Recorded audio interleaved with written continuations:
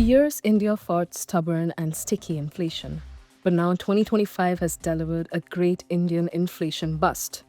India's retail inflation has crashed from 4.3% in January to just 0.25% in October, the lowest CPI print since India even began measuring retail inflation in 2013. Wholesale inflation has plunged too, from 2.3% to minus 1.21%. For a country once known for chronic inflation, this collapse is historic. This did not happen overnight. Nearly a decade ago, India introduced flexible inflation targeting, or FIT, a framework that allows short-term deviations from the target to accommodate supply-side shocks. But this year's inflation bust is not just a policy. A few shocks accelerated it. First, food prices crashed, pulling down the CPI sharply. Second, the GST rate cuts rolled out earlier this year created a one-time downward push in many items. Together, they drove inflation to record low levels.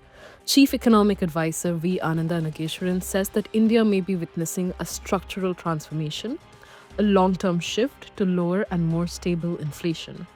And global factors are helping. China is battling deflation, and its cheap exports pushed out due to US tariffs are flooding world markets. That means China is effectively exporting its deflation, pulling global prices down, including in India. A stable, low inflation environment strengthens the rupee long term and gives policymakers more room to respond to shocks. It also gives the RBI something it has not had in years, that is, policy space. With inflation collapsing, markets are already asking, are rate cuts finally coming? Some analysts expect a 25 to 50 base point cut by December because inflation is well below target and growth momentum needs support. Morgan Stanley now expects inflation to average 2.4% in financial year 2026, giving the RBI even more confidence to ease rates. But the central bank is not rushing because low inflation can create new risks. If food prices stay too soft for too long, farm incomes can suffer. Rural distress is the last thing that policymakers want. There is also the danger of slipping into disinflation that hurts demand, especially when global trade is weakening.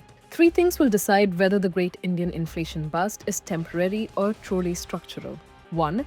Do food prices stay stable, or do climate shocks push them back up? 2. Does China's deflation continue, keeping imports cheap for India?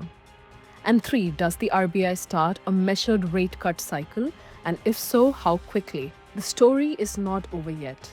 The next few months will determine whether this is a temporary dip or the beginning of a new low inflation era in the world's fastest growing major economy. For now, one thing is clear: the great Indian inflation bust has just begun. We will keep tracking the story on Mint. Stay tuned.